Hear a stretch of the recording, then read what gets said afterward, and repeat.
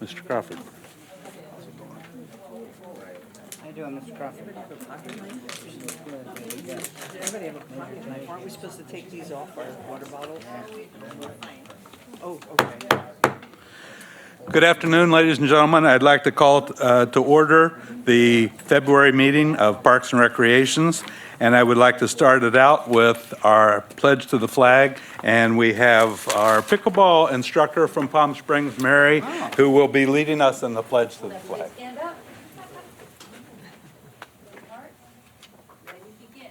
I Pledge allegiance to the flag of the United States of America and to the republic which stands one nation, under God, indivisible, with unity and justice for all. may be seated. Thank you, Mary. Can we have roll call, please? Chair Boley, Present. Vice Chair Caldonado, Present. Commissioner Armstrong, Here. Commissioner Cohen. Here. Commissioner Goodman, Here. Commissioner Crawford. Here. Both Commissioner Diaz and Commissioner Lamort called and said they would not be in attendance today. Thank you. Do we have a report on the posting of the agenda? Yes. So the agenda was posted before 5 p.m. on Wednesday, February 19th, 2020. It was posted on the city's website and at City Hall, at the Leisure Center, according to policies and procedures. Thank you. I trust all the commissioners got a copy of the minutes in your packet and has had time to go over. Does anyone have anything to add to our January minutes? Or a motion to approve? A motion to approve the minutes for January. Thank you. All in favor? Aye. Second. Opposed? Abstain? Abstain. I wasn't here at the meeting, so I'll abstain. One abstention. Do we have any correspondence? Yes, we did have a correspondence from Mr. Bob Heinbach and Paul Hinrichsen in regards to the turf conversion item that's on the agenda today. He's excited to see it and also wants to see it happen at a few other parks as well. Thank you. Okay, this time has been set aside for members of the public to address the Parks and Recreations Commission on agenda items and items of general interest that are within our subject matter of jurisdiction of our commission. Although the commission values your comments pursuant to the Brown Act, it generally cannot take any action on items not listed on our agenda. We have 3 minutes assigned for each speaker, and do we have anyone that, Mary? Come up and make sure your microphone is on.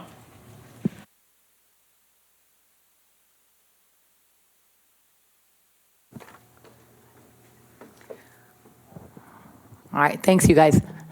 I just want to welcome all the pickleball people here, all my teammates and my students. I came mainly to just give you an update on the city classes that we started in December that you approved back then. And I wanted to thank the Parks and Rec Commission and Cynthia Alvarado and Janet Burns for all their support and their hard work. And the update is we moved everything to Tuesdays to avoid conflicts with league play, because there's a league that's using the courts 3 to 4 days a week, and they take 4 courts. So I wanted to accommodate that, and we worked it out to move to Tuesdays. So we have beginners at 12 and more advanced at 1:30. And we've had between 10 to 13, 14 people, and the max is 16. So it's going pretty well. And just wanted to thank you for your support. We'd like to add more, or maybe have lessons on Tuesdays, and Thursdays would be some kind of hosted city drill or fun, some kind of a class they could sign up to play and meet people. So maybe that could be something we do in the future. And we can work on that later on. In the summer, the classes would probably have to go indoors or go earlier. And I know we have some construction issues, and that will be addressed. So I'm just willing to move it around, whatever we need to do. And want to appreciate you guys getting everything fixed as soon as you can. And let me know what you need. Thank you. Thank you, Mary. Do we have anyone else? Yes. Come up.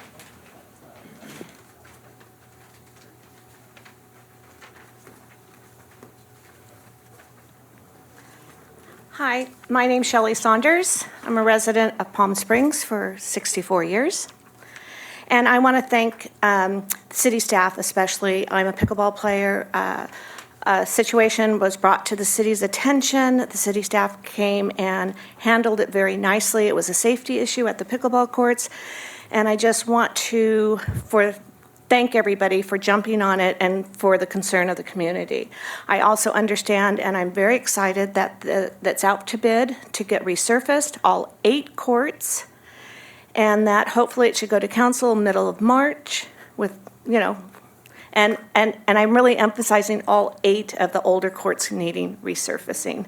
And if you could post anything on the city website just to let the community know that it is out to bid and it is going to be all 8 courts, that would be great, because people at the pickleball courts right now are wondering what's going on.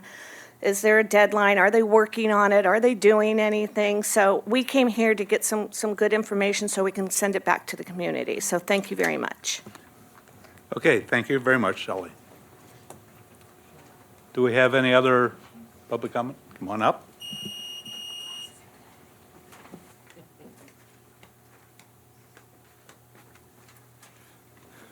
Hello, Commissioners. Hi, David. My name is T. Santor. I'm a resident here in Palm Springs. I want to echo what the others have said about the speed with which you're dealing with the problems on the courts. And I don't know if this is part of the bid process, but if it isn't, I'd ask you to look into it. There are a couple other safety items that could use attention. One of them is on some of the newer courts, instead of a fence, there was left an old tennis net, which is lower than the other fences, a little bit loose, and is at right the height of a waist where if somebody hits that quickly, and I've done this, they could flip right over. So if you could add that in, it would be really helpful. The other thing is that there are screens around some of the courts, which are very helpful. I hope you continue to keep them there. However, for whatever reason, whoever puts them up keeps putting them back up with plastic tie wraps, which makes no sense, especially here in the desert. They dry out and they break and they keep breaking. So they're flopping all over in the wind. Metal tie wraps are the way to go unless there's some prohibition. They'll last through the heat. It's just a suggestion. And then finally, just a comment on the payments for the classes. The classes are great. They're becoming more popular. However, the payment process is a nightmare. It should be online payment. It should be made easy, particularly for residents, but also for visitors. So if if you could look into the process and update that, it would go a long way, not only to make it easier for the residents, but to probably make less administrative headaches for the people who have to handle the cash and the payments when they come and visit. I don't see a reason why it shouldn't be online, but there might be one. Anyway, those are my comments. I appreciate your time. Thank you very much. Next.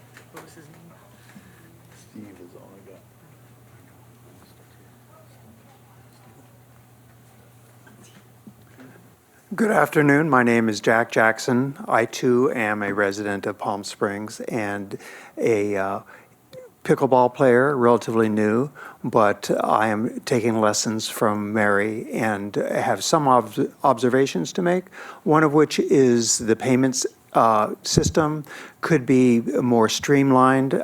Obviously, if there is a system you have to adopt through a bid process to have online payments, I'd encourage you to go ahead and set that up right away because once we're out on the court, it delays the lessons because people are coming in trying to negotiate payments. So anything you could do to have an online or any sort of alternative to what we're doing now would be helpful. I also encourage you to perhaps it's been done already, but place the pickleball courts like in an HOA, a reserve study, so that you know when particular repairs are apt to be due. Because courts probably in the desert have a known lifespan, and so we can anticipate ahead of time, so we don't have to be doing the repairs, resurfacing or whatever in the middle of high season. And so I would suggest, obviously, in the summertime when there's less volume, less use of the courts, that would be the best time to engage in the repairs. Thank you very much, Jack. Thank you. Do we have any other comments from the public? If not, we will close this section, and we will move on to city manager comments. Do we have any city manager comments? Marcus is here to watch. Okay, I just wanted to throw in something here before we get to the staff update, and it was a year ago, we were all anticipating who was going to be our new parks director. Been 1 year we've had Cynthia, and we have had a wonderful year having you. You have done so much in this city already. And when I walk down the halls and the city offices with you, I see how everybody knows you, and you're really getting it out there, and everyone really likes working with you. And we do too. And I just wanted to congratulate you on your first year here and all the things you've accomplished. Thank you. And now can we have staff update? Yes. Okay, so I'm going to start off with events, and then I'm going to give you some of the updates, which will address a lot of the comments that we got this evening. So on Saturday, we will be hosting our Black History Parade and Town Fair. It starts at 11. It'll be downtown in Palm Springs, and then the town fair will be at Francis Stevens Park. So the commission does have a parade entry. So I encourage all of you to reach out to your community, your local community, and all of the different recreation participants that you talk to, and invite them to come walk with you at the parade so that we can make sure we have a really nice entry. I do have the parade banner for you guys ready, so we are good to go. Let's see. 1 PS Picnic will be on Saturday, March 21st from 11 a.m. to 2 p.m. We will have about, I think it's 1 or 2 booths where we'll be distributing information about the department, talking to the community, and doing some activities with them as well. We'll also be arranging the entertainment for the picnic that day, really showcasing some of our classes like hula and some of our other dance classes, possibly exercise classes. So it should be a good time. I am also exploring doing a cleanup at Demuth Park, March 21st from 8 a.m. to 11 a.m. in preparation for the Naga Cup that will be here the following weekend. I will send out more information as I begin to finalize, but I'm working with a lot of the softball leagues that use the facility so that we can get this done and make it look great. In regards to the pickleball updates, it has gone out to bid. We will open bids on March 3rd at 3 p.m. After that, we'll put together a staff report, sending it to council for approval of the contract so that we can work on getting the work finalized. It will be for the first 8 courts that need some love.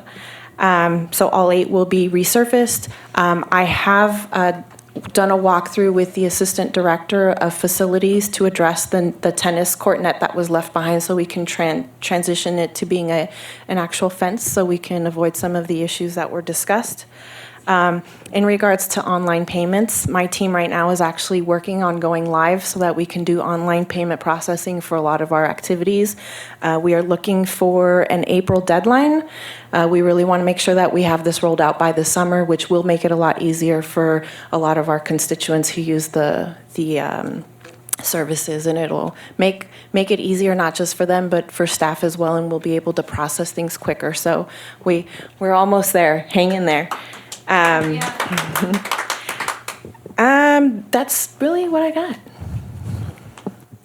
Thank you very much. Okay, we're ready to move on to our discussion and action items. And our first one is discussion on the project updates and to receive a report on our updates of our current projects. All right, so we're a little short-staffed. Oh. So Dawn sent me some information to give to the commission in regards to updates. So in regards to the downtown park, an update on the progress to date is scheduled to be presented to City Council at the next meeting. So we'll have much more information once that staff report is out. The laser leveling project for the Demuth Fields, we actually have a walkthrough meeting tomorrow with Berkshire in the morning. We'll be discussing how the trucks are going to load in and what the process is going to look like. The work will start March 16th, I believe. They'll be ready to go by the time Naga Cup happens.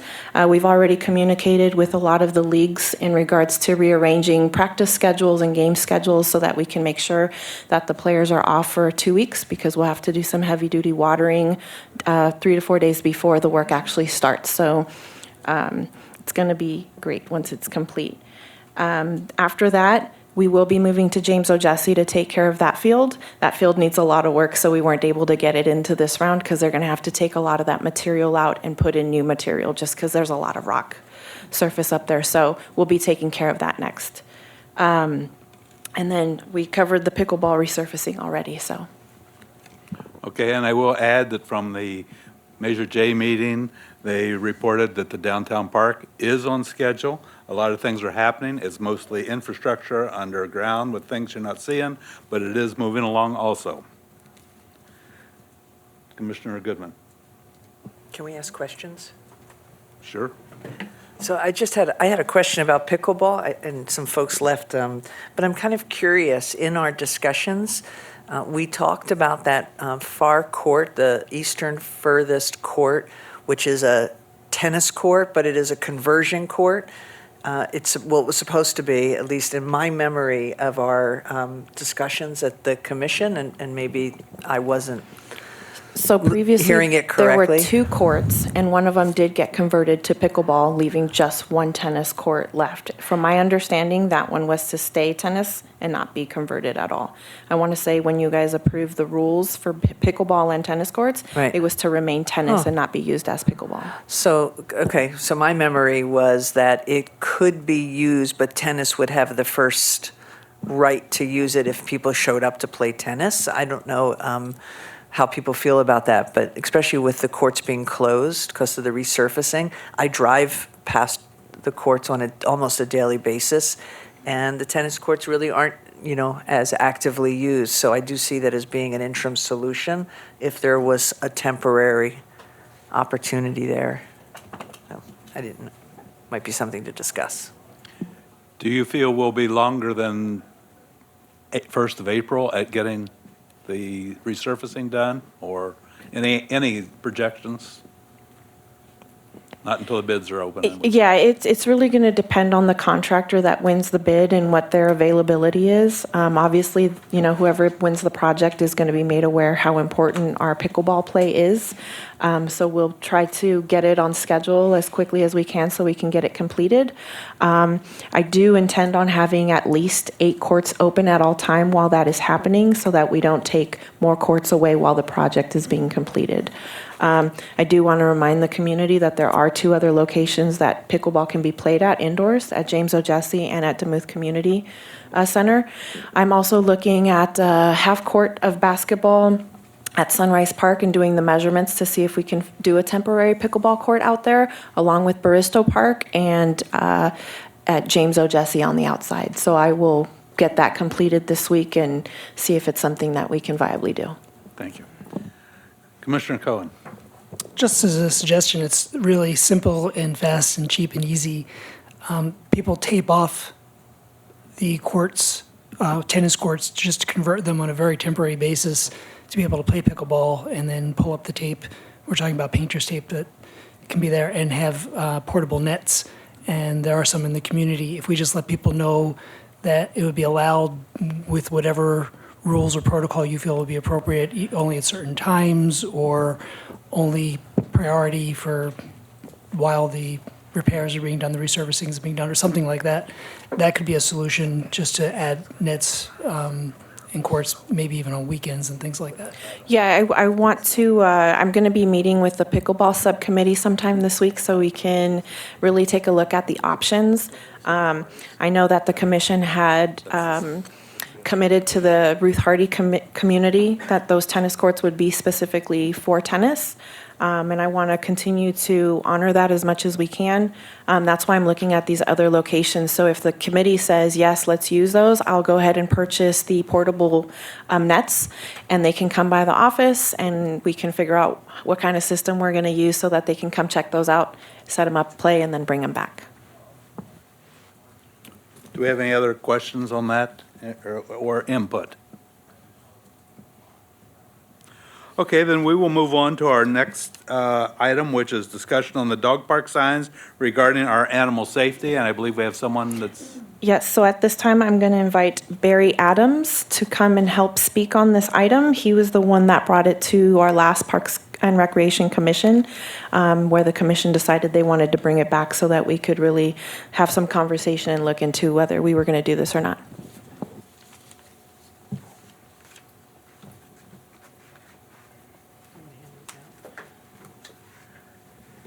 Thank you. I don't know what you just said, but so I'm probably going to repeat.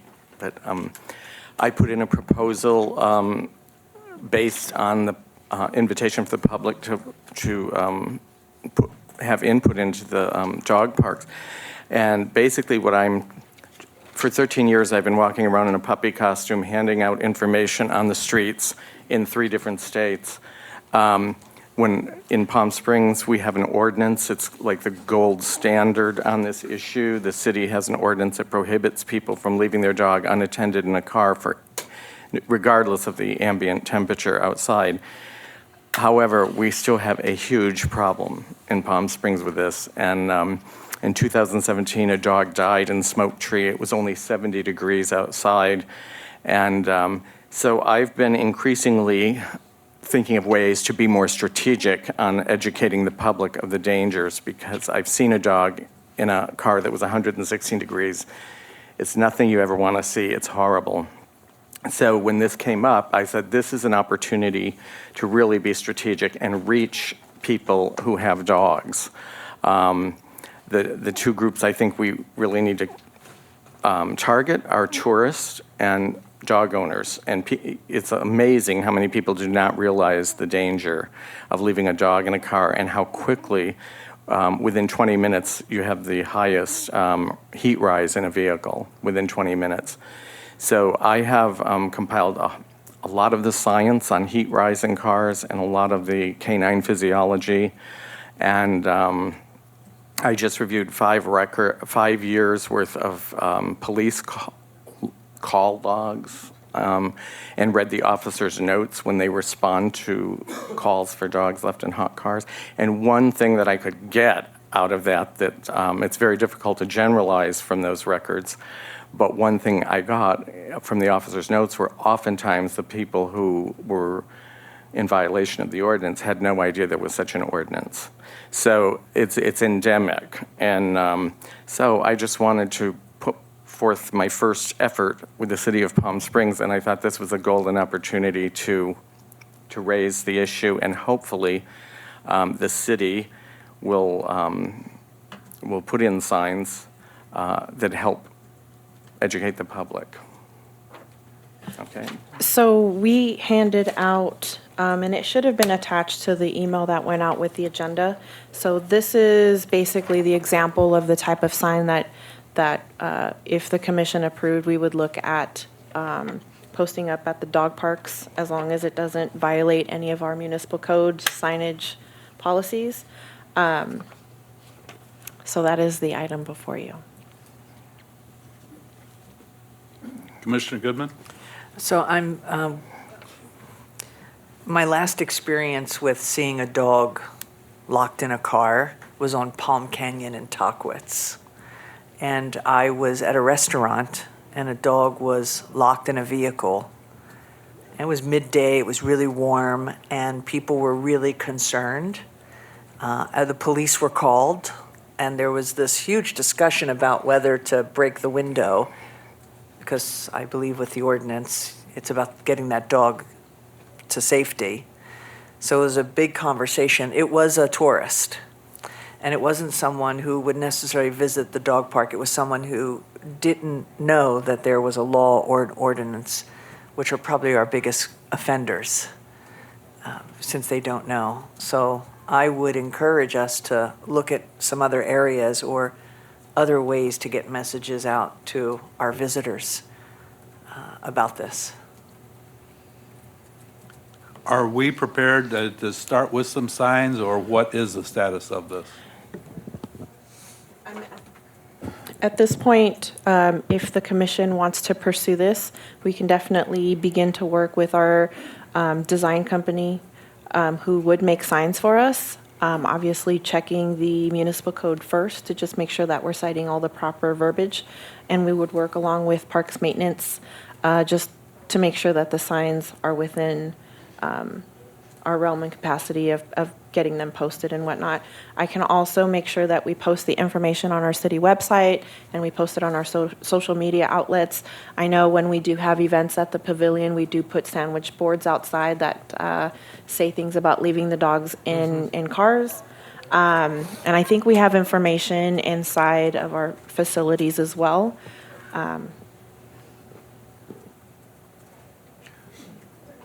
Commissioner Cohen? For Daniel, this is a question. If we only have certain amount of resources or time, I'm not a dog owner, I'm sorry, for whomever can answer this question. Yeah, he's just not hearing you. It's coming through. I can't yeah. hear. Yeah, he can't hear that well. Gotcha. So I'll ask the question, maybe you can help him. My question is, I'm not sure the dog park sounds like the best place to have a sign. It sounds to me like when you bring your dog to the dog park, you're taking your dog out of the car to begin with. That's the reason for going to a dog park. And these are people who are probably already educated about how to best handle their dog. So if we're going to make something that's going to be most effective, where would you like to see the signs? So he's asking with limited money Resources. available, is putting signs in the dog park the best use of limited money to be educating people about the issue? I don't know about the money, but I know that people with dogs go to dog parks, and so I'm thinking of how to reach people with dogs. I've been reaching out to veterinarians and pet supply stores and so on and so forth. So it seems to me that a dog park would be an ideal place to put signs prominently at the entrance. I don't know the dog parks. I don't use dog parks. I don't, because I've got 3 Chihuahuas. They don't go to dog parks because they're too small. So, but when I saw that this was happening, I thought this is a dog community. It's a dog-based issue, dog parks. And so I don't really know the dog park. But I don't know. But I would say I'm working right now with the Palm Springs Animal Shelter because they have a very what's the word? Ambitious campaign, educational campaign in Palm Springs. However, the signs, I'm working with them on the content of their signage so that we can get the most effective message out there. Basically what I'm saying is that because the science shows that dogs and children die in 68 to 70 degree heat in a vehicle, including I think 54 children died in 2018 in the United States. In some of those temperatures were low temperatures. So what I'm trying to work with the Palm Springs Animal Shelter is on the content of the message instead of hot cars or hot days or desert heat. Those are irrelevant because 70 degrees is 70 degrees in Anchorage, Alaska, Palm Springs, Miami, Des Moines, Iowa. So I don't know if I answered your question. Is it the best place? I think any place where dogs go and people who are hopefully protecting dogs is an ideal place for a sign because people will hopefully read the signs. I mean, it's a tough issue in terms of.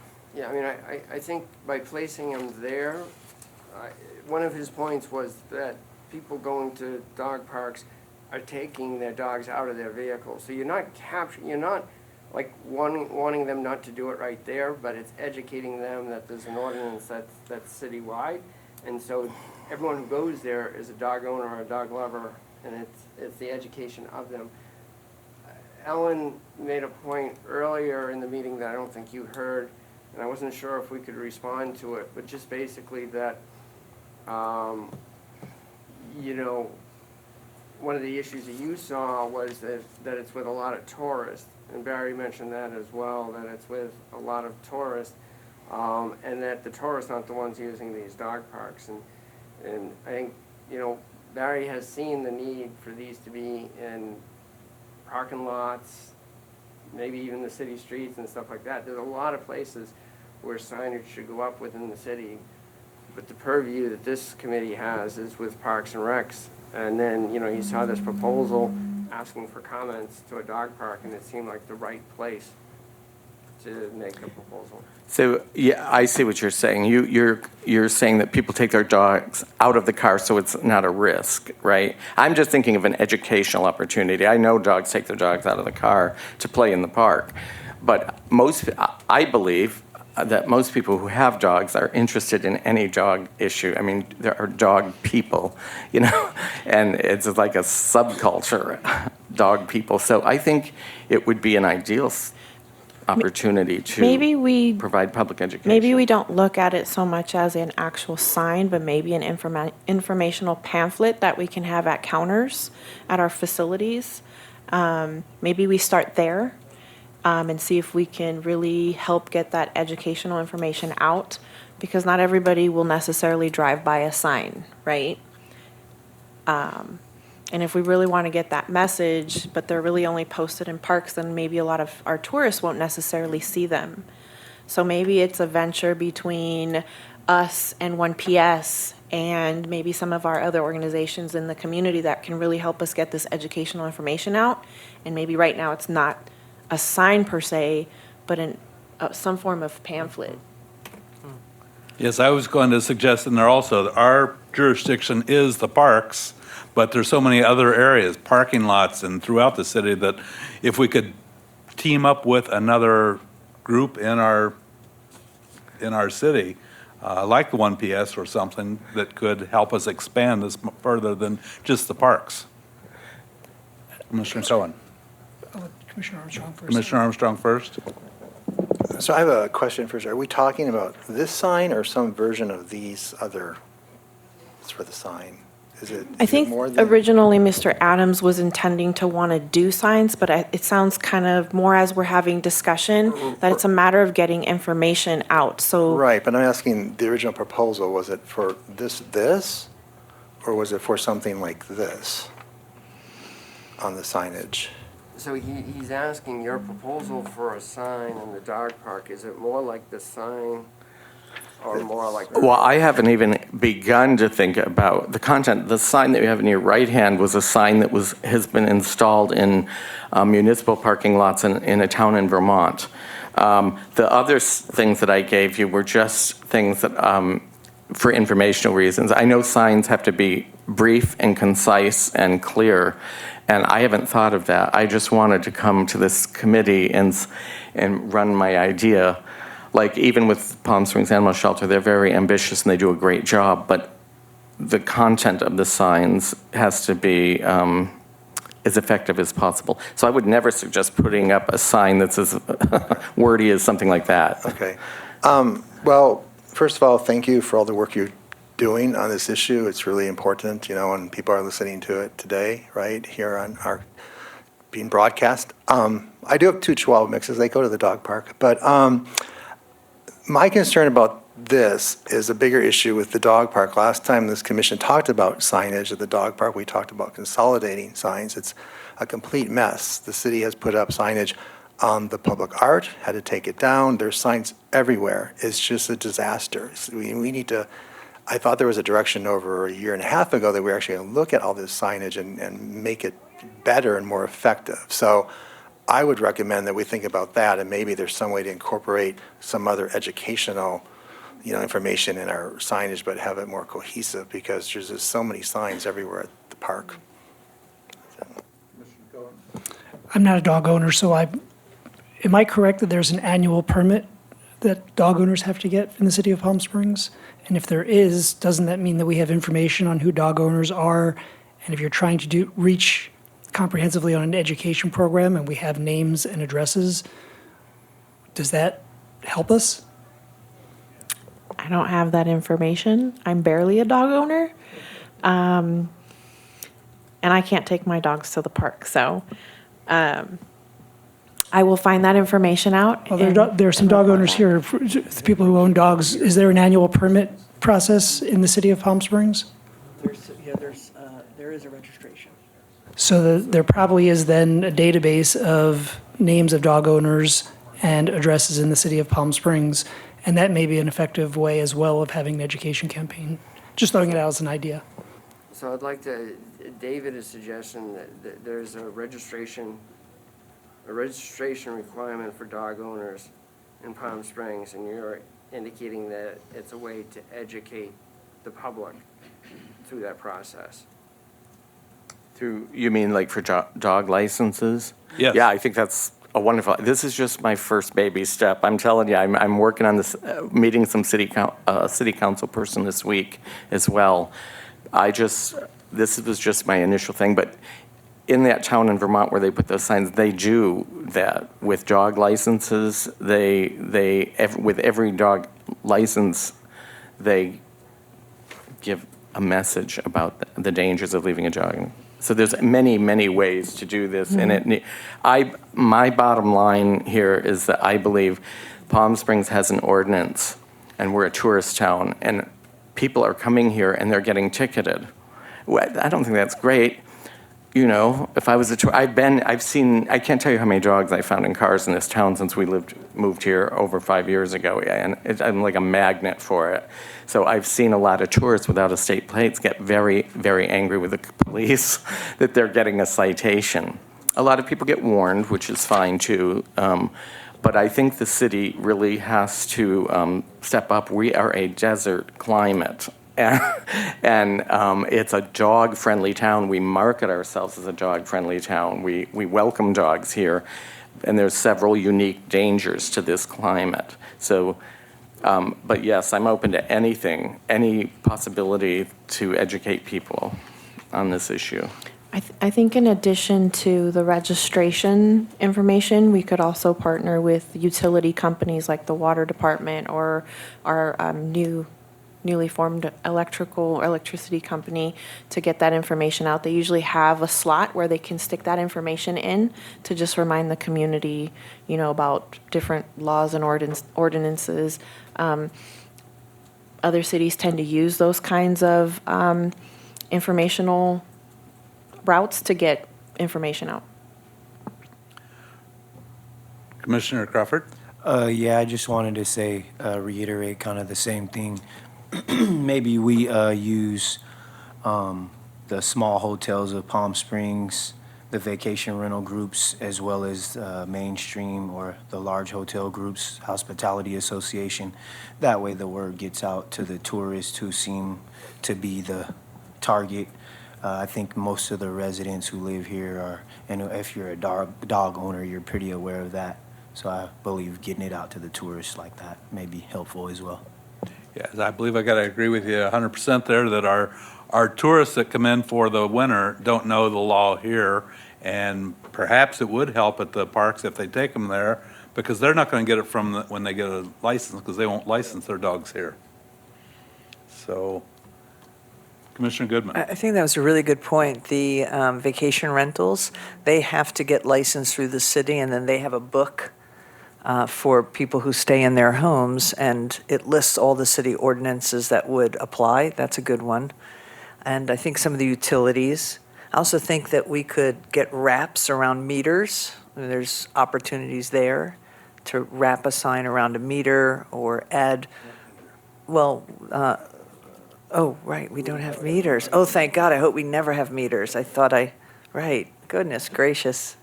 But we could wrap things around, I think store windows and I don't think many dog owners in town actually know the law. I mean, so I think dog parks is a likely place, but I don't think that we all know the law. And even if we do, I think we're tempted to break it in cooler climates. I do like the aspect of going to the vacation rental ordinance group, because they have their list of rules and regulations, and possibly we could get them to include this in the packet that goes out to people who are running. This is one of the other requirements here in the city.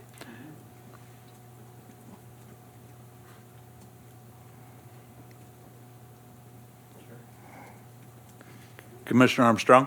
Just a couple comments, since people are probably listening to this. I mean, I know that there are laws about you can break in cars, but it's really dicey, and even being charged criminally or for a fine, there are certain factors that have to be present for you actually to be committed that crime or have to pay the fine. And so if we do go through something, this needs to kind of go through the lawyers, and, you know, it suggests people go to a certain veterinary clinic. I know it's only 24 hours. When I was on sustainability, we were told that we cannot recommend certain businesses. So if you guys do go down that route, I think there's probably needs to be vetted. I do want to mention something about the licensing. You know, maybe when you get your license, it's good to get this, but, you know, that information, when I register my dogs with the city, I do it to register my dog. I don't do it to get other information from the city. The animal shelter has used that information for fundraising, which I have a problem with, and so because I would have a right to privacy. And so if we're recommending down the road that, you know, we do this when they register, that's one thing, but I would be opposed to the idea that we're using that registration information for other purposes. Commissioner, or Director Alvarado, could you get to the licensing group and see if we might be able to send the insert or email when people apply for their license? And then we could possibly also see if we can get some information from our vacation rentals to get the same information out to people who come as a long-term visitor with pets. And bring that back to our commission at the, I will research and see what possibilities are. I just want to make sure also that we're staying within our realm of our scope of work as well. exactly. So if for some reason it doesn't fall in what we will do, I will direct Mr. Adams to the appropriate channel so we can get this information out. Commissioners, does anyone else have another comment on it? Shall we put it at that point and move on then? That we will get direction from our director at a subsequent meeting and continue on working on this. Thank you very much. We Thank you. appreciate your help, Barry. Thank you very much for even considering me. I appreciate it. Yeah, and Sure. thank you for thinking beyond just the domain of this one location. Now Okay. I would like to sing a Joni Mitchell tune. Thank you. Thank you again.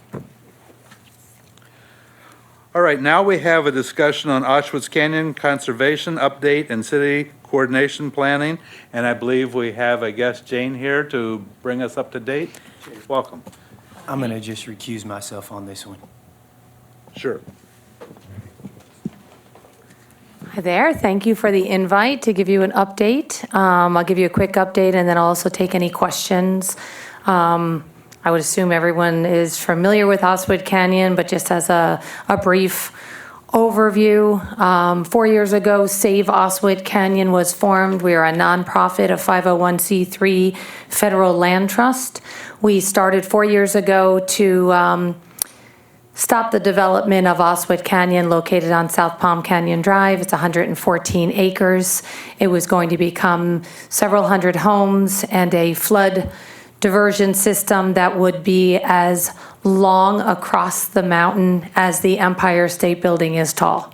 So we obviously set out with a quest to stop that disastrous plan and conserve the land for future generations as a beautiful open space hiking spot.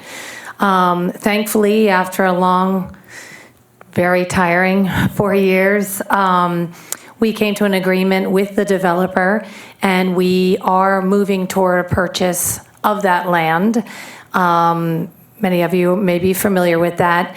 It was after a long mediation with lots of help from the city, all the many, over 1,000 residents that helped make this happen. And right now we are in the process. It is now a process that kind of goes from one board to another board. Department of General Services in the state, the Wildlife Conservation Board of the state also goes to the Coachella Valley Mountains Conservancy Board. So right now it's in a process that we hope to close by June or July. And the question's been asked of us, you know, what would we need from Parks and Rec once it closes? And I think it was an important point to make that that land is being conserved and is being preserved as natural habitat, not a park.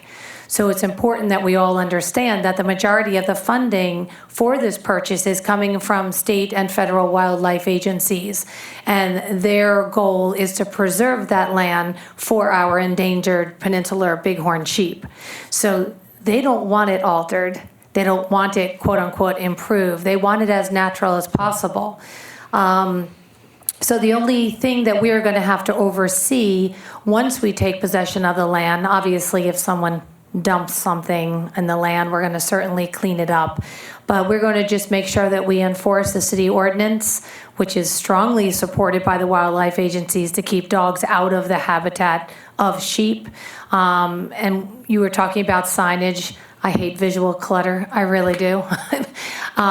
So we're looking at ways, or I'm actually in conversations with the Fish and Wildlife agencies about perhaps putting the signs a little bit in, not right on the road, so we can try to reduce that and have the signs, no dogs beyond this point, that it's not always seen just from the road, and try to make it as beautiful as possible. So that's where we're at now. If you have any questions, I'm happy to answer any questions anyone has. Do you, is there any hiking trails on there? Yes. So there will be, so the part of that canyon, there's actual trails that people can hike on? Yes. Okay. They've been hiking on those trails since the beginning of time. Commissioner Goodman. Thanks for coming. Of course. You formed an organization, a nonprofit, right? Correct. And so is that nonprofit responsible for overseeing the land? So if there's dumping or use that would be inappropriate use for the natural habitat? Definitely. The nonprofit actually? Correct. Does it? Okay. Yep. What would you need from the city? Oh, I think that at this point, we're pretty good with handling it once we close. We still have a long process ahead. The signage, I think that I like consistency. So I would like to see the same signs, the same dog signs, and I worked with CVAG on coordinating the signs that are currently going up and are on some of the trails. I think it would be great to have consistency, the same type of signs. So that would be great from the city. But otherwise, we're going to try our best not to ask the city for anything. Any other questions? Jane, I would like to thank you for all you have done spearheading this. I've been watching it along Pretty the way. extraordinary. And it has been an extraordinary effort on behalf of you and your entire group.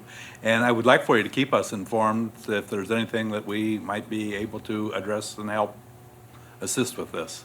Yeah, Absolutely. congratulations. Thank you so much. I really appreciate that. And boy, to come to a meeting, my 3 favorite things discussed: dogs, pickleball, and a canyon. It's like, wow. Thanks for inviting me, though. I appreciate it. Thank you. And I'll keep you informed. Thanks. Okay, our next agenda item is the Victoria Park turf conversion. I believe Our sustainability manager, Patrick Tallarico, is here to discuss that item.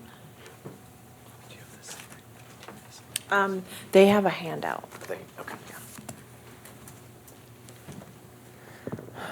All right, thank you. Did you guys, did you receive the handout for it? For what? For the turf conversion? This one? Yes.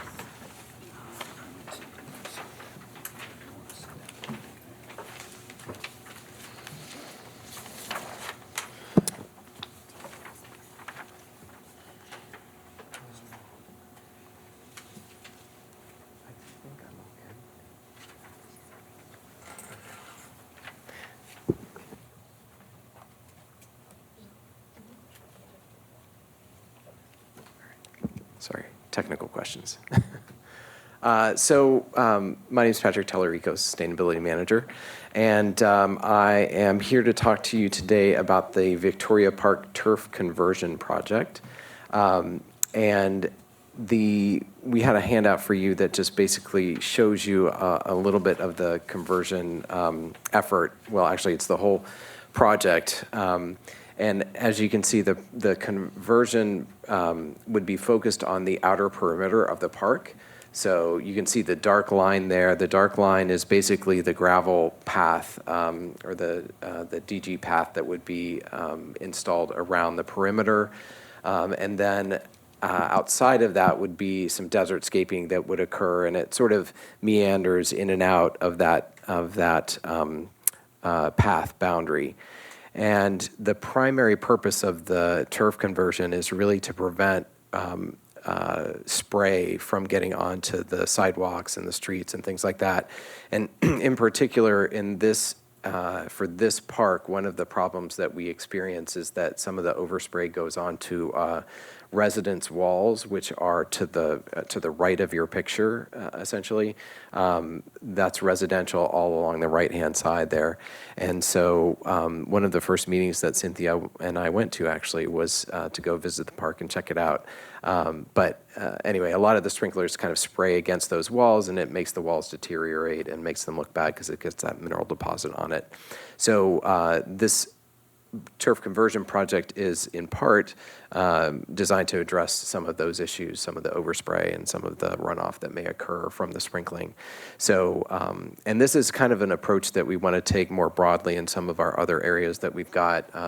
And so we're going to be making a longer list of places that we want to address. But this is an example of one that I know our maintenance manager has been working on for quite some time and has thought about a lot.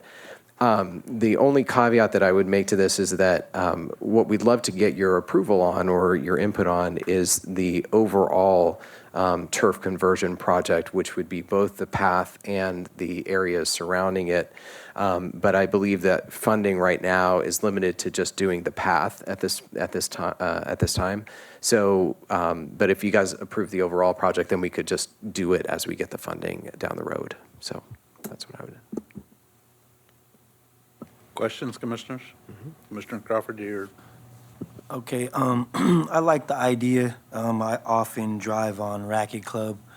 That's one of my main routes. And the water is always blowing on the street, especially when it's windy. Yeah. So I would definitely love to see that. But as well as when we're doing the path, would it be like a walking path? Similar to that, where it could be, because that's my vision in the parks. I would like to see walking paths with workout stations along them someday. Well, we can talk to Cynthia And, about uh, adding Could the do workout signs stations. where they can do different exercises, Yeah. not necessarily use equipment, but so that they can adapt it based on what they can do. I think that was part of the feedback that actually Stacy may have gotten in the development of this, is that residents really wanted a path around there so that they could walk. And then also in Desert Highland, I know we've for years had trouble with the mural.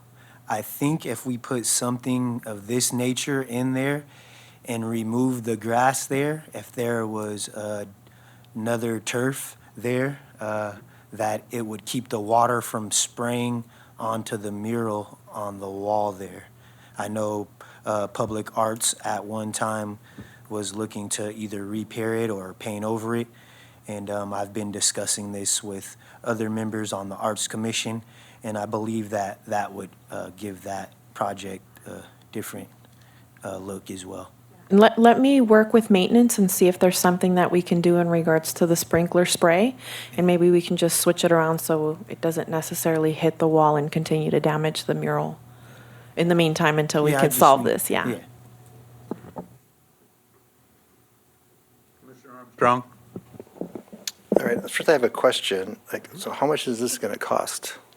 So we actually just received two other estimates, but the first estimate we got was about $60,000. And the other two estimates, I think one was a little bit higher and one was a little bit lower. So around 56, I think, is where the lowest one falls. We do have an opportunity. One of the reasons why we're looking at this now, and we're hoping to get this done soon, is that DWA, Desert Water Agency, has offered $3 per square foot rebates for turf conversion for the city. So again, that would cover about half of the cost for this project. And I had set aside a little bit of money in my budget for park projects of this nature. And so anyway, so we would be looking at about $15,000 that wasn't covered there, but I think we'll cover that out of sustainability funds. So that includes like taking all this irrigation out then, or is there some Yeah, so irrigation in for some plants? it includes, so again, it only includes the installation of the path at this time and the removal of the irrigation that's right around that path.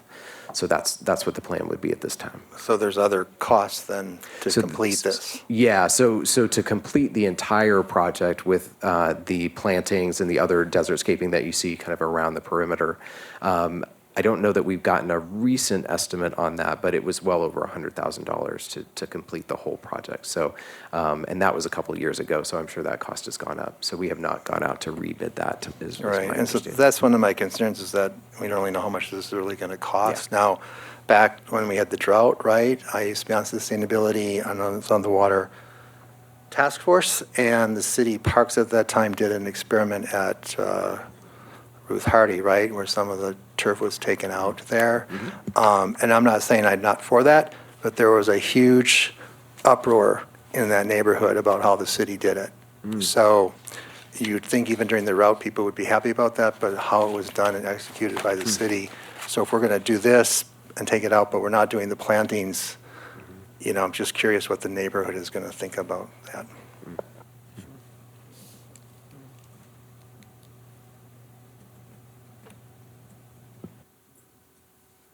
The version, is it something that needs to all be done at one time? Could it be So, incremental that would spread out the cost? right, so I think that was the intent behind doing the path initially, was to do the path first, and then we could follow along at some point with the future plantings and the further desertscaping.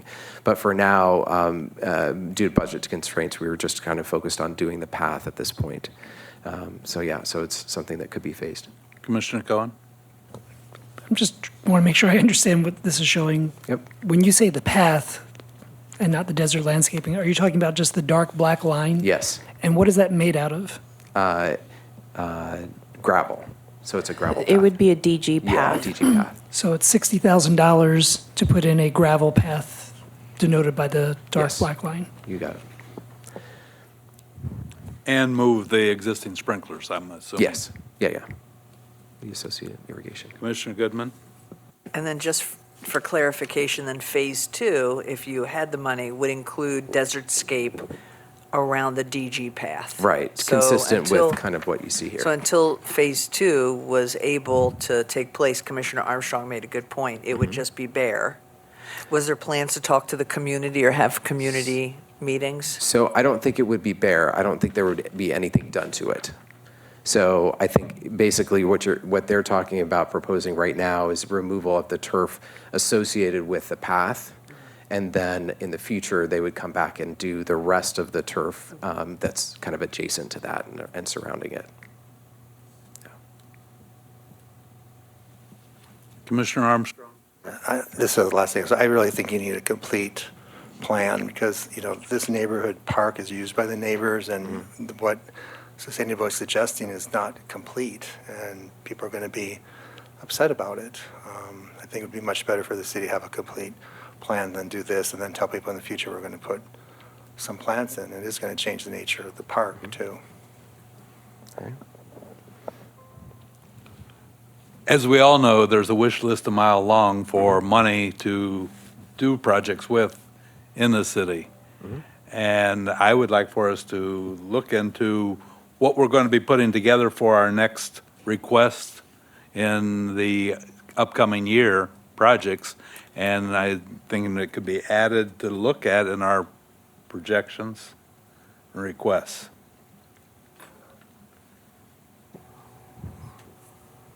Do we have any other comments from any?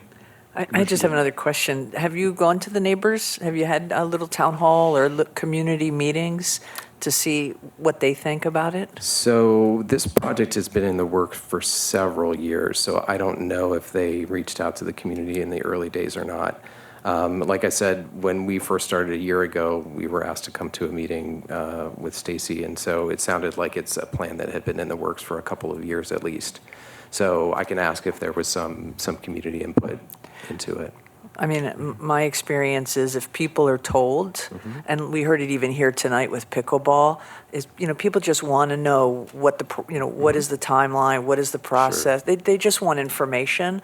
And I do think Commissioner Armstrong is correct. If something's done and the community's not informed or solicited for what their thoughts are, they'll show up, and rightly so. And so it might be helpful to say, well, this is phase one, and then there's phase two. And I think that's really the plan, because you do have it. Right. It's just communicating it out and, maybe have 2 neighborhood meetings, get your feedback. At least then it's documented and it can be shared on the city website, and we're all informed so that, as you do your first conversion, people are aware. So I'm all for conservation. I think the neighbors would be very happy that water's not on their walls and murals aren't ruined and redone. And so I would be all for it. But I do think that there's a level of communication that should happen respectfully to the neighborhoods before the work starts. And if it's in your budget and you bring it to city council, even better. Okay. All right, I'll definitely check with Stacy to see what's been done already and see what else we need to do. Okay, Okay? very good. Are there any other questions before we move on then? Can I just ask if there anything that anybody saw that they're in objection to, just with regard to the overall plan itself? Like, I'm just trying to get a little bit of feedback about whether there's any showstoppers there that if we come back and say, hey, the community's all for it, that we're good to go. Okay.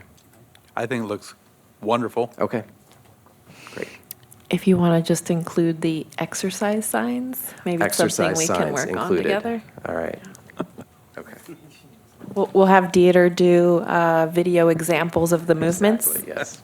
We want the stations like in the wellness park. We'll get there.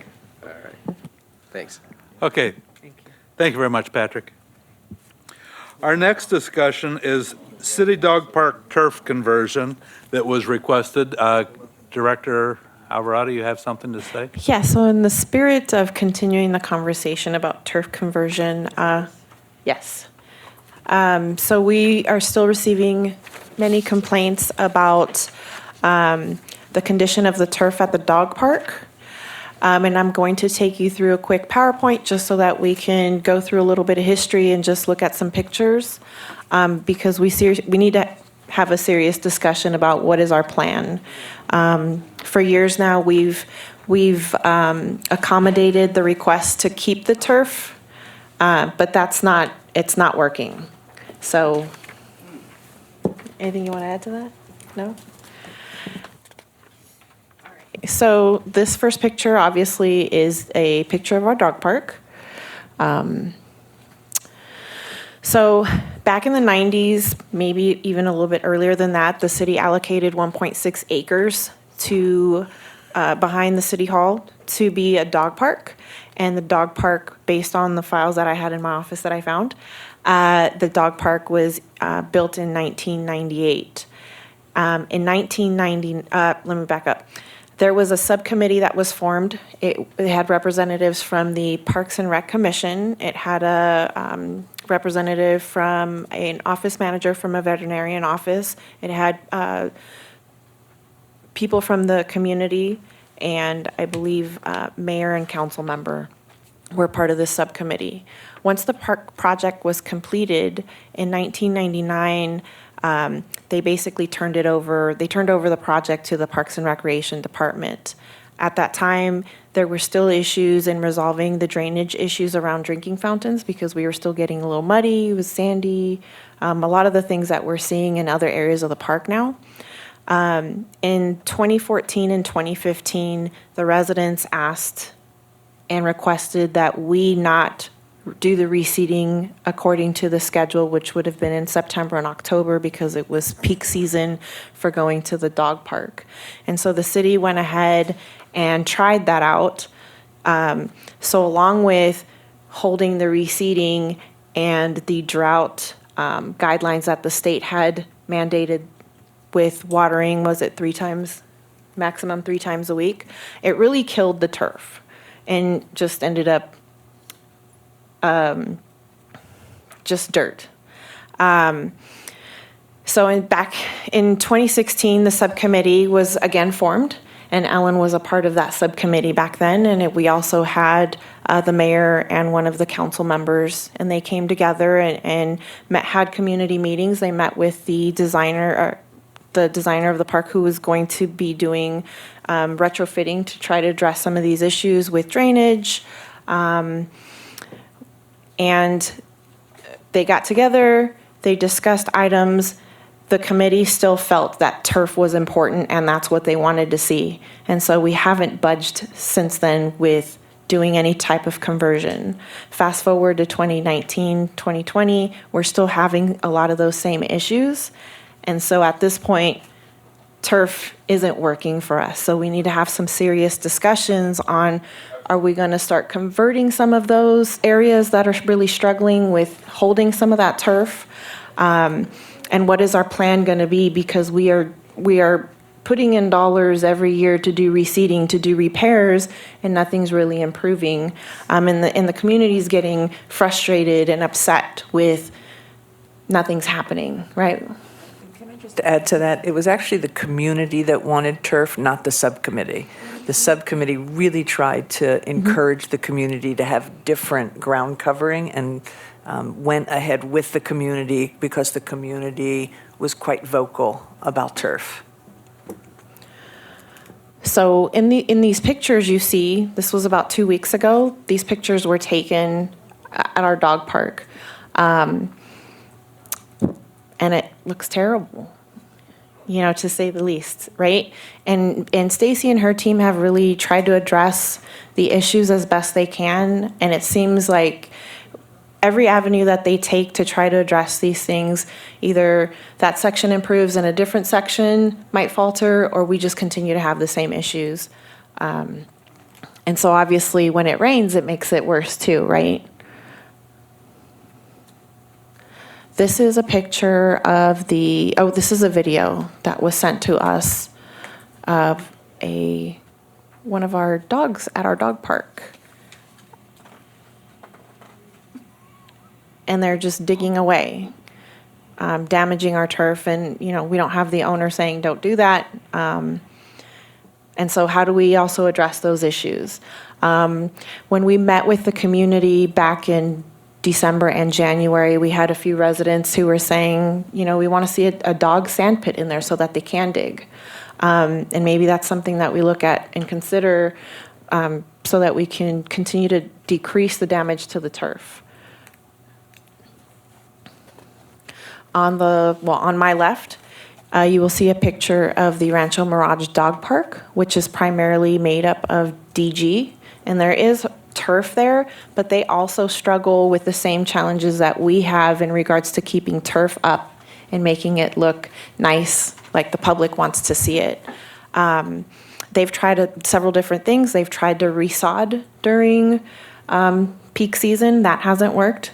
They've tried the reseeding like we do. They close down the park just like we do, and they have the same struggles. Maybe not so much muddy, but their turf in certain areas really does struggle to continue to grow and stay intact. To my right, you'll see a picture of the Palm Desert Civic Park Dog Park. They also have the same issues. They have a little bit different design as you are towards the entrance of the park. They have like a little gravel area where you'll see the shaded structure. But the middle of the turf continues to have the same issues that we have. So these are ground covering options. Obviously, we have turf. There's wood chips.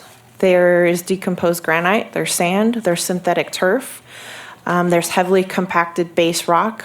And then there's the option to have a multiple mixture of different turfs throughout the park. Obviously, synthetic turf is really going to be a lot more expensive than some of these other options.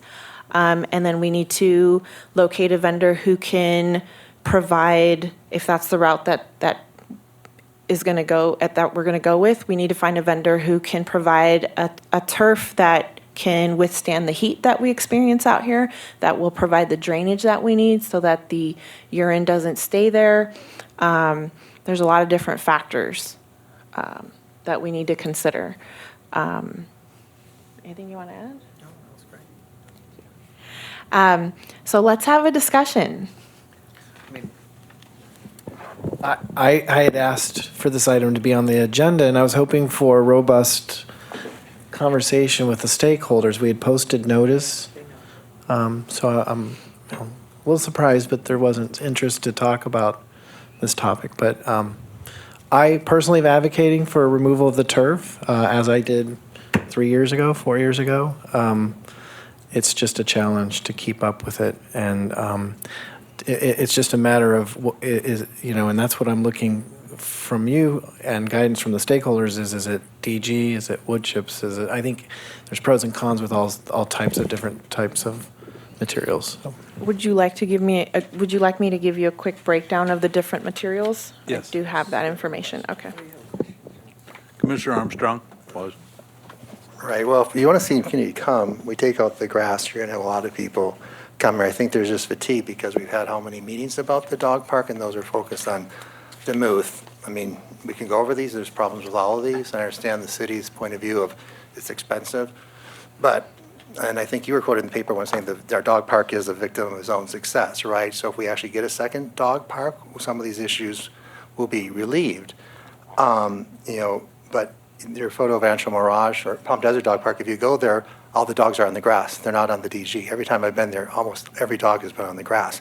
So we don't want to kind of kill our golden goose by getting rid of turf just because it's easier for the city. I mean, the city still has not taken ownership of the fact that the irrigation system there that was promised the last go-around was going to be changed so that we could have smarter watering. That's one of the reasons we have these puddles, because of the irrigation system. So I think, to be honest, we should have a discussion about why we don't have a better irrigation system than getting rid of all the turf. But I think a couple years ago, what was discussed was a smarter way, especially in the main dog park, to take some turf out, more turf out, that you could close, dissect that park so that you could do reseeding on a part of it and still have half of it open. But facilities, which was just reluctant to ever really discuss that. And, so now we're at the point where administration is saying, it's so expensive, let's just take that out. That's really not, to me, acceptable, And these materials, go to the Cathedral City Dog Park that uses some of these materials, no one's there. And so, this is the only place that I can take my dog off leash in Palm Springs on grass. And people want that. So I just want to caution everyone, if you're going to go on this road, there has to be a grass component. As for artificial turf, I believe the Sustainability Commission has a resolution against artificial turf being installed on city facilities. I know the city has kind of went around that for different ballparks and stuff like that, but that resolution does exist somewhere. And so if you guys are going to go down this pathway, I really strongly encourage you to reach better out to the community, because this is going to be a really hot button issue. I know that our ryegrass doesn't take nearly the traffic that the Bermuda grass does. Will some of this repair itself when our Bermuda grass comes back as the heat comes up? Yeah, the ryegrass will completely die off, and the underlying Bermuda will grow back. Our ryegrass dies off pretty quickly just with traffic on it, as you know. It does. doesn't take much. I've been out there a number of times just to try to understand, why do we have these problems? And I watch the dogs just doing what they do, and they come to a screeching halt when they're getting the ball and turf's being ripped up. It's just the natural way of the use of the park. And I agree with Commissioner Armstrong. I think that it's a healthy debate we have to have with the community about what's the right material type for a dog park that has a high concentration of consistent use. I want to get to the point where we can do something, and I'd like to do it in the middle of summer when we have the least amount of people there, and we can close it down, rip out some of the turf, all the turf, and also I want to clarify, I don't think we need to take the turf out of the small dog park.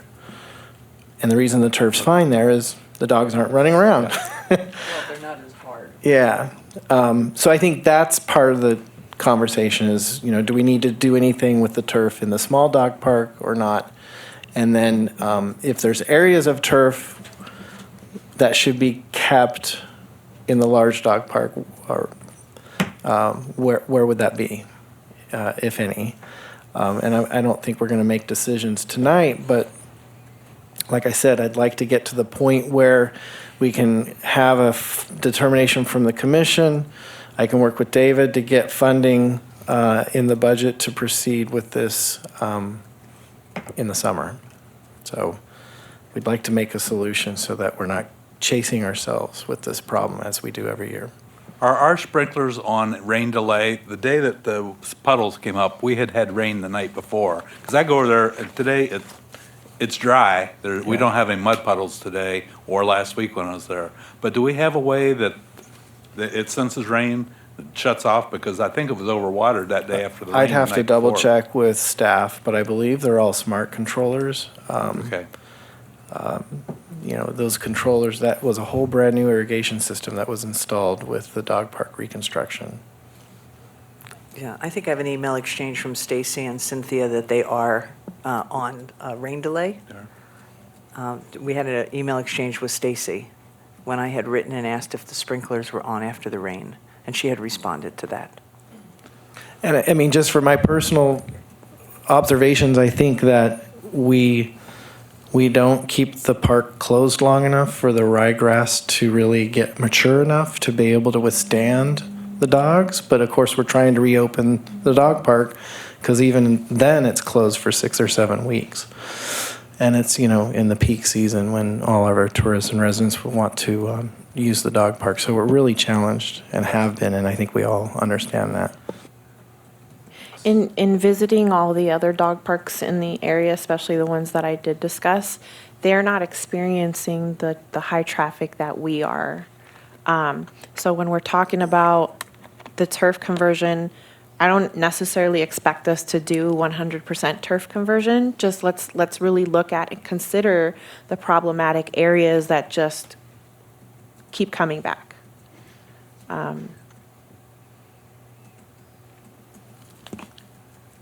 In attending Travis and Commissioner Goodman's meetings that they have had, I do hear that the people want some grass.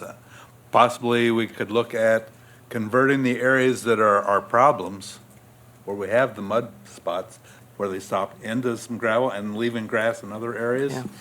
So I've been spending just about every weekend at the dog park. I think more and more people are ready for a change. I think they want sustainability. I think they're starting to understand that it's their tax dollars that are actually going to this year after year. Could you go back to the Rancho Mirage and the Palm Desert slides? Sorry. So I think this combination, I mean, I'd like to see a combination. Look, I want my dog on ground, on soft ground covering. It's pretty, it's fun. They tumble, they have a good time. And dogs are getting sick from eating dirt. They're digging holes. The reason why the irrigation wasn't completed in 2016 and 17 was there wasn't enough money to convert the irrigation, so they left the irrigation, I believe, the way it was. I think it is cost prohibitive to get under the ground and redo that. And I do think people would enjoy a multiple use, like so multiple ground covers in different areas, with the main part where they're running in the 8s around the trees is the most sustainable, and then you have more decorative areas.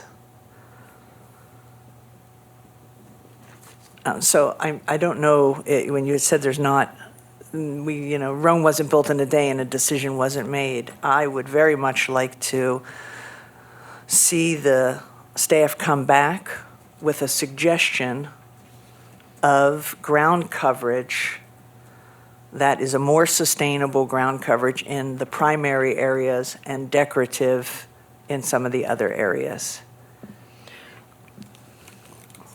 Do we think the addition of the Demuth Dog Park might lessen the crowd that we have? No. No, No. I didn't get that Now, either. so when we were doing the meetings for the design, yes, they were excited to be involved in it. But a lot of the participants who showed up to those meetings, I mean, their preference is to be at the Palm Springs Dog Park. And while, yes, they have the ability to come in and tell us, you know, what they want and what they like, I don't feel that that location is going to be enough, or the development of the new park is going to be enough to get them to go to the new location. Well, and the new location's 2 years away. I mean, with the amount of money and what we've thought about with Measure J, it could be 2 years for that funding to come through. When I'm at the City Hall Dog Park, I ask people, oh, have you been to Duluth? They're like, why would I go there? I live on this side of the town. People really like it there. And I don't think I think we're never going to make everybody happy. But I don't think we're going to see an outrage the way we did in 2016 when we first had this conversation. I think people are getting really tired of the dog park the way it is. Commissioner Armstrong? Yeah, I'd really disagree with that. I mean, I think that the community we saw come to those meetings were a particular part of the dog park community. There's a larger part of the numbers of the people that come that are not part of that dog park community. These are real diehard dog park people, and they may want to stay in there because they've created a social community in that space.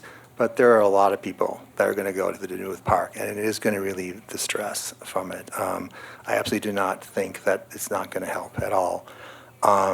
And from my conversation with the dog park, people just are concerned that the city can't take care of the turf. They want the city to actually commit to it, not just to recede, but then go back and keep taking care of it. I think back in, 14, 15, we had people from the golf course come in, and they said, you guys are never going through and punching holes in this turf. And so and suddenly the turf got better. And so, the city really needs to look at how it's caring for the turf after it receded rather than just sort of hands off, because that's what's happening, that's what's happening with the maintenance issues as well. We redo the park and then we don't maintain it. And so, have we made a good faith effort to actually maintain that turf over the course of a year? Or are we just looking for some kind of easy way out, which it seems to me is the case? Have we had a number of input from people in the recent month about the problems from our residents? Problems? I only saw one thing. Do we have some more? We haven't had people call the office, but we're also not hosting meetings anymore either. I think the community's tired of saying the same thing. So maybe our starting point is me and Stacy get together and we do a soil sample and ask, what the soil really looks like and see what kind of treatment it needs to really be in a healthier position, right? I haven't been here that long. I don't know if soil testing has been done or not, but let me and Stacy have some conversation about that, and then we will bring back information, and we'll let her talk about ground coverings and recommendations.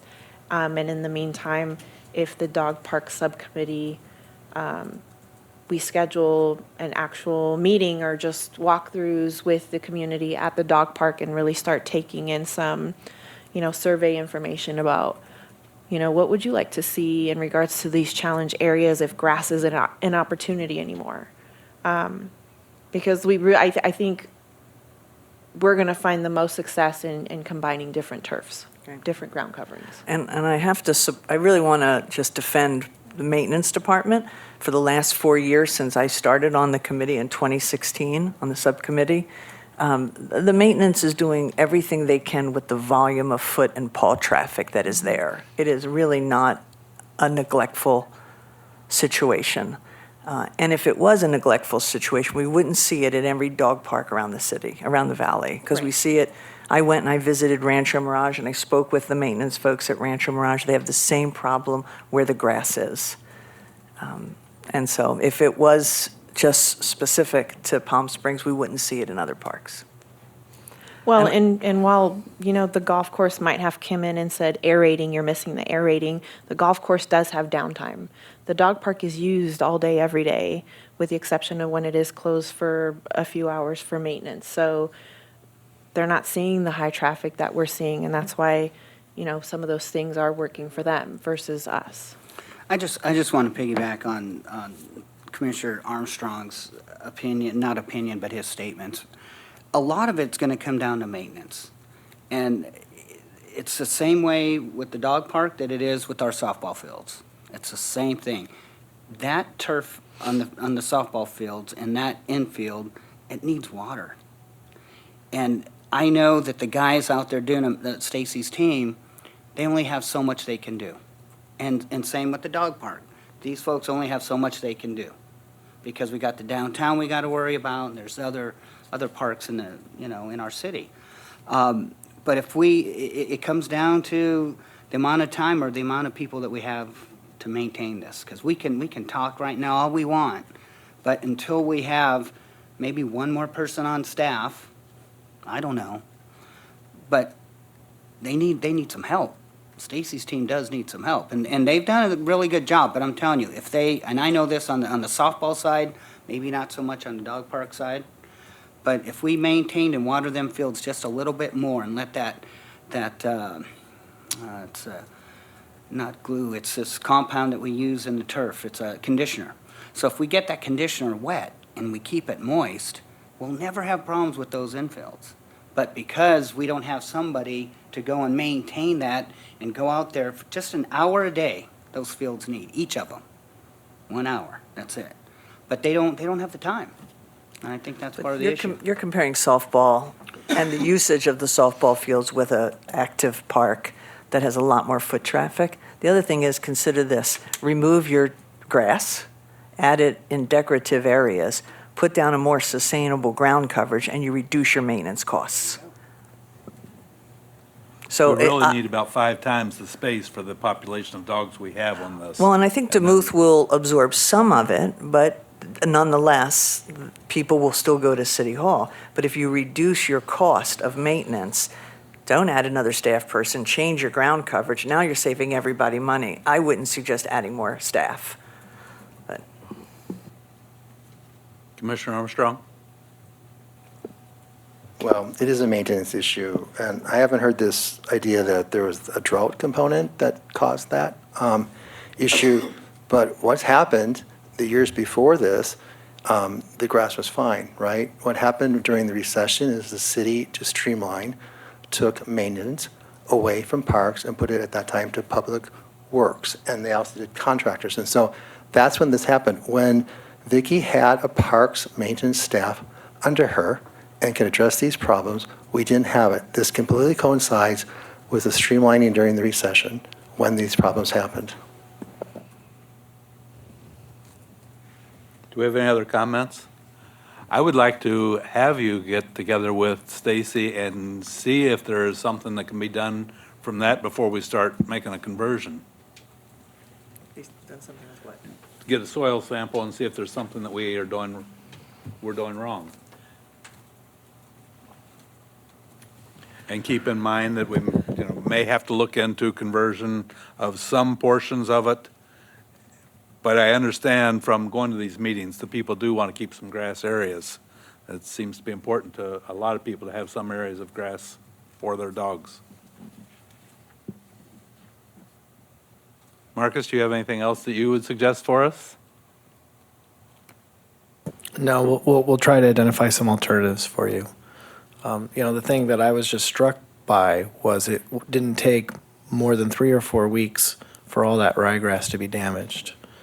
And I don't think that that was necessarily a lack of attention of maintenance. It's just, again, we don't close it long enough for the ryegrass to take hold and withstand the dogs running back and forth. So now we're stuck with what we have. And so we'll review some options and try to have some pros and cons. I'm sure there's a bunch of research out there on other agencies that have gone through this. So we'll bring that back for your next meeting.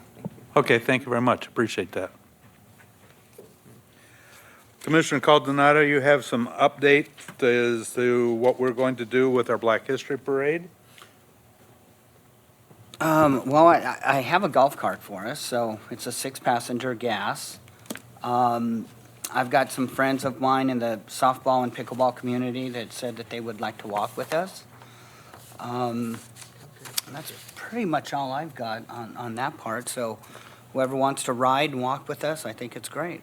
Time-wise for arrival, we need to be there by, Let's say 10:30 for check-in, and that way we can get everybody to their appropriate spots and we can introduce people to one another, and really get a game plan for just walking down the parade and, location of I will check-in. get that to you.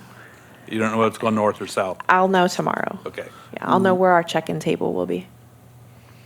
Location for check-in is normally at Baristo in Palm Canyon. That's where it was last year. Yeah.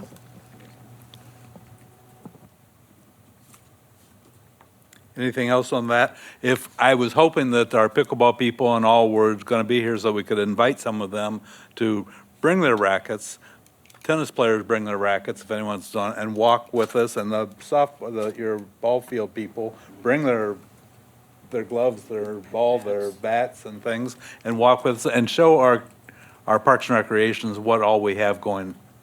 Not limited just to one, but everyone. Mm-hmm.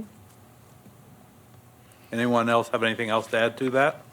No, I just say again, I invite the commissioners to invite all of the constituents that they talk with regularly. I know I get emails from some about, I walked the park and I met such and such.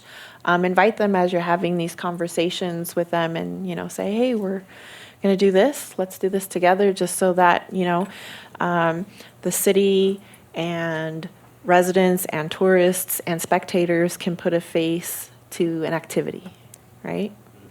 Is it possible to get it posted on our Parks and Recreations Facebook site? It absolutely is. Thank you. Are dogs allowed? I'm going to go for our sake, yes. Yes, you said? For our sake, yes, but I will follow up with our SEP team tomorrow, and I will send that information out to the commission. Okay, so we'll be ready for that, and commissioners, wear your badge, your t-shirt, your shirt, and we will see you at that. Our last item on our discussion is our report and update from our ad hoc committees, and I'm going to share with everybody, this is what last month you gave Parks and Rec Subcommittee for Measure J, the authority to go to the Measure J meeting and present a itemized list in priority. So the group met, our ad hoc committee met. We came up with 10 items and a couple for the future. We put it down with some best guesstimates that Cynthia's group was able to pull together for us on money. We got approval from Measure J, and you look at number 10 there, Commissioner Crawford. We got approval for all of these items with a caveat for number 5 and number 8, not knowing for sure whether Measure J can purchase vehicles. It's going to go to council unless anything has been sent back to you since that. We're still waiting to hear whether they can purchase those. If they can't, we have another idea to throw in there. Cynthia said that she had looked at a cover for the stage at James O'Jesse at $70,000, which happens to be the same amount that we'd have to pull out. So, we can work with that. But they have approved it. It will go to council for approval next. When's their March meeting? Second and fourth Thursday of the month. You'll let us know when the agenda item is there. It's supposed to be on the next one, right? I will connect with Ariana and see when it's going to go forward. Yes. So that's what our subcommittee's up to. The other subcommittees, do you have anything that you would like to add on our dog park subcommittee, Travis or Ellen? No, we had a good discussion here today. Our restroom committee, Charles, and he's not here, but I guess everything's being worked along. I did get an email from engineering earlier this week or late last week about, if you recall, they were going to update the drawings a little bit because they had to make a few adjustments. I believe those are in, so I will be sending that forward to the subcommittee so that they can look at them. I want to say one of those designs will be the basic model of what will go to all of the parks as we move forward with getting them updated. So we're making movement. Is there another subcommittee that has an update report that they would like to add in today? Did you have a pickleball talk on the other day? No, you weren't able to make it, and Johnny didn't confirm if he could do 5. I know you said you had 11. So With that, we can move on to commissioner comments. Commissioner Goodman, let's start with you. No, I'm good, Nothing? thank you. Commissioner Caldonado? Good meeting today, by the way, everybody. I want to give a shout out to the Palm Springs High School. It was a girls' fast pitch tournament, and I don't know how many teams they had, but they had all the fields taken, great turnout. We had one issue on field 1 with the lights, and it actually was between Coachella Valley High School and 29 Palms. It went into the last inning, and they had to call it because the lights were out on field 1. I know field 2, the lights were out. Nobody was playing a game on that, so they played 1, 3, 5, 6, 7, and 8. But it was a good turnout. Overall, it turned out okay, but it was kind of frustrating that those lights were out on field 1 at the field. But other than that, it was good. Commissioner Crawford?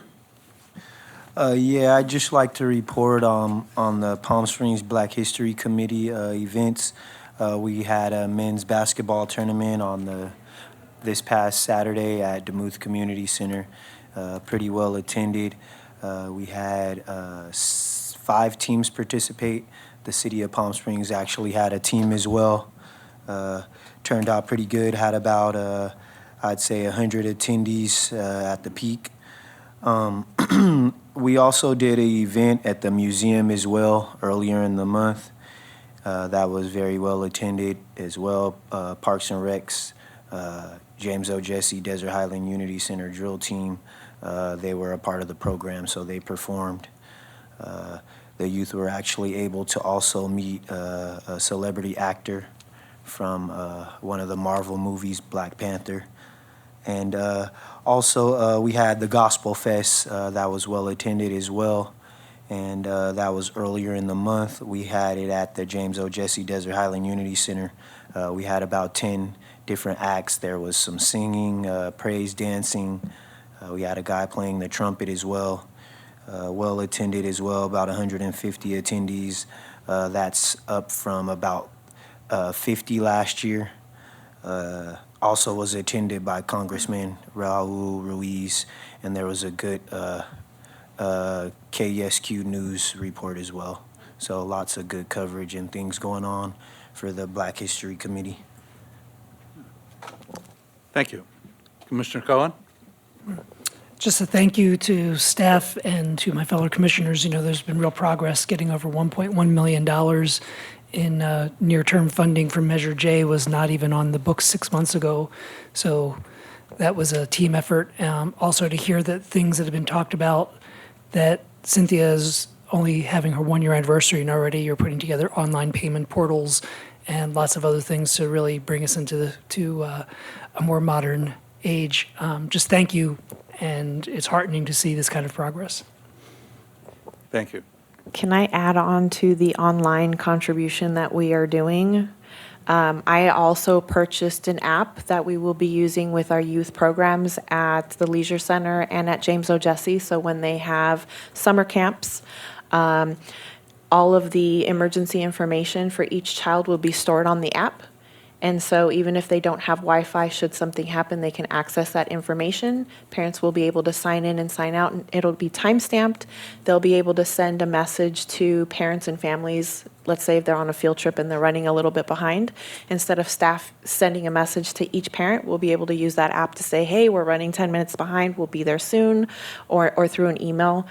So when we do the online registration, that those two programs will link together to be able to finalize overall online registration for our youth so that we can make sure we keep them as safe as possible while we're in programs and keep their information updated daily.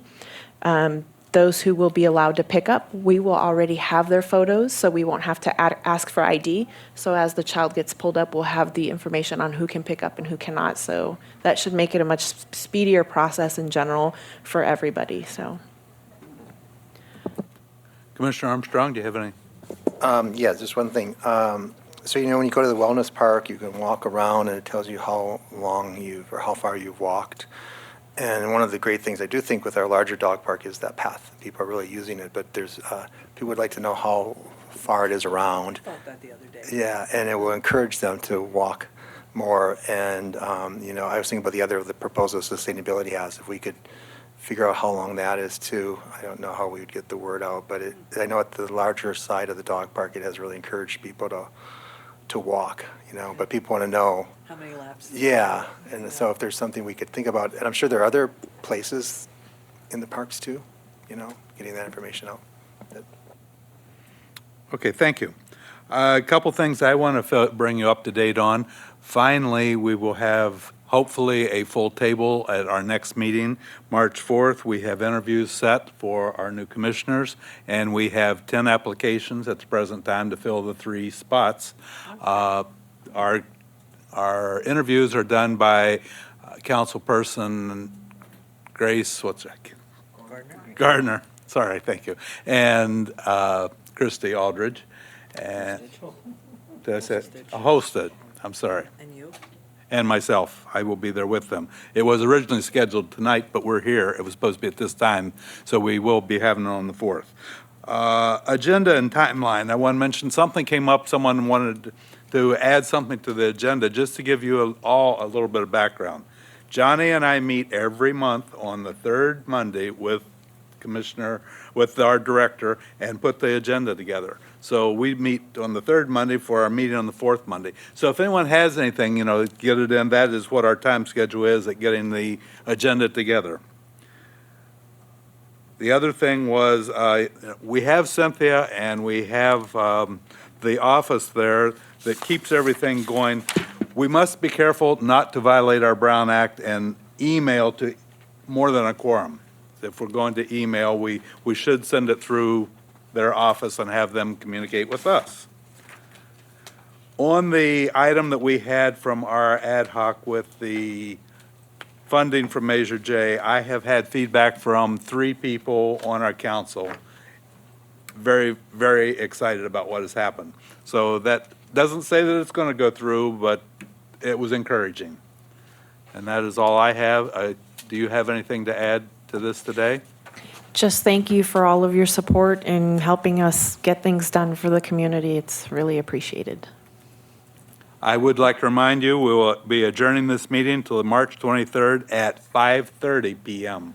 Our new time is 5:30. If there's nothing more, I mark this meeting adjourned.